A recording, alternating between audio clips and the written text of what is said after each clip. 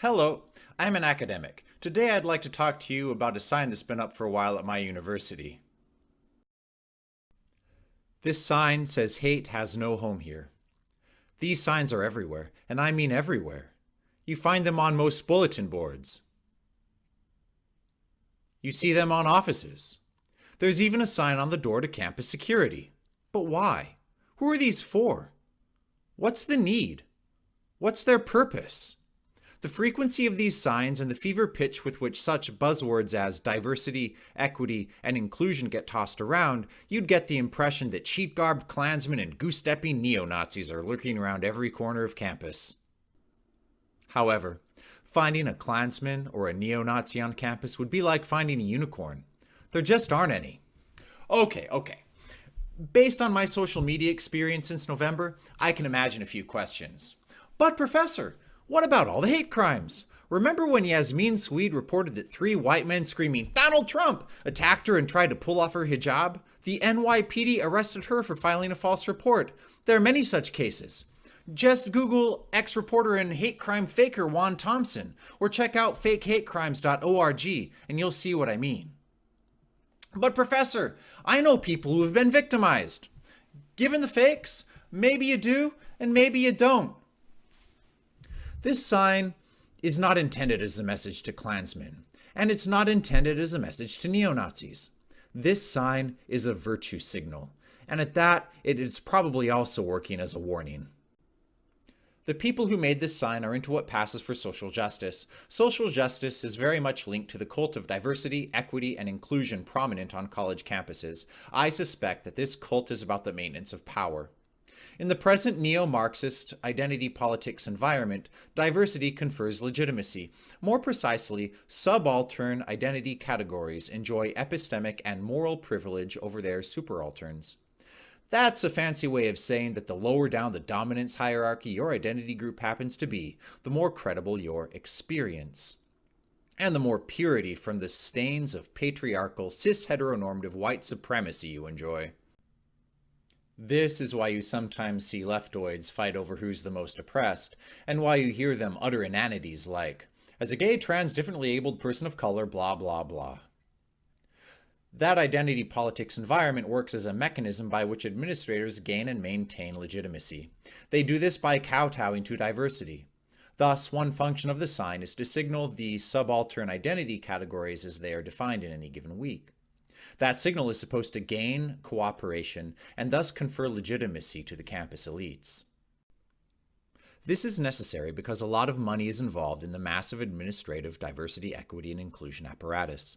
For example, at the University of Washington, $18.5 million was spent on this apparatus in 2016, $9.2 million of which was provided through state funds. That is, 3.2% of budgeted state funds to the University of Washington last year. That transfer of money from the state to the university has to be justified. The proliferation of special studies departments like gender studies, whose primary function is to build and propagate leftist ideologies, also eats up money, though I don't know how much. And that also must be justified. This justification proceeds by concocting a social justice crisis. For years this has occurred via hand-wringing over equity, that is, by defining disparate outcomes between groups in terms of racism, sexism, and other isms as circumstances require. And then Donald Trump won the election. The pearl clutching across the UW campuses over this has been spectacular. You would not believe the clarion calls to defend illegal immigrants from getting deported, legal abortion on demand, so on. Check out the open letter by UW political scientists linked into the description. Keeping in mind what left-leaning faculty probably intend by many of the expressions therein, you'll begin to see what I mean. Given this environment, I suspect that when the sign says, "Hate has no home here," what it really means is religious conservatives, people who think that gender has a biological basis in sex, immigration restrictionists, libertarians, and especially Trump voters have no home here. You can almost hear it. Hey, we aren't like those bigots east of the Cascades. You see, a bigot is someone who vociferously disagrees with the current lefty orthodoxies. You know, those who dare to argue that marriage is between a man and a woman, or that uttering the most qualified person should get the job is not a form of racism. Seriously, saying the most qualified person should get the job is a microaggression at UCLA, an offense that, when not directly actionable, might be chilled by subjecting offenders to investigation. Sure, that's in California, but the same thing is happening here in Washington. At the 2015 Diversity Summit at UW's Tacoma campus, there was a whole talk on microaggressions. In the spring of 2016, over 450 faculty and staff attended training focused on microaggressions. To give you a very rough idea of what that means, consider that there are 4,351 instructional faculty on the Seattle campus. I don't know how many staff there are, so again, that only gives you a very rough idea. Presently, you can also go to the UW Tacoma's Equity and Inclusion website to make so-called bias reports about behaviors that don't even officially break the Student Conduct Code. You might be wondering why I'm harping on all this microaggression stuff. Here's why. It's an example of what the sign is all about. Altogether, this stuff serves to build up the sense of crisis. The point is to expand the class of so-called bigots and then throw up little propaganda signs everywhere to perpetuate the idea that there are giant edifices of racism, sexism, and otherism that need to be shattered, and to browbeat dissenters into silence. That way, dissent, when it does arise, will seem more extreme, and so on.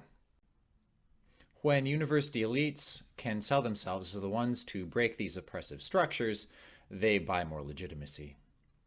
To summarize, the "Hate Has No Home Here" sign is a virtue signal intended to manufacture and perpetuate a sense of crisis.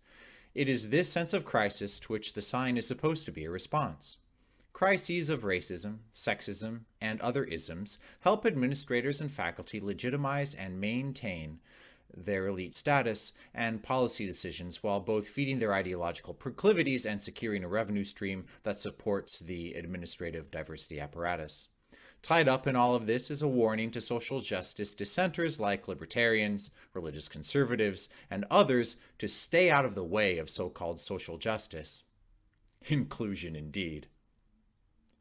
The sign is itself a minor problem, but it is a symptom of a much bigger problem. If you like this video, click like and subscribe, and if you hated it, I'm sure I'll get to read all about it in the comments.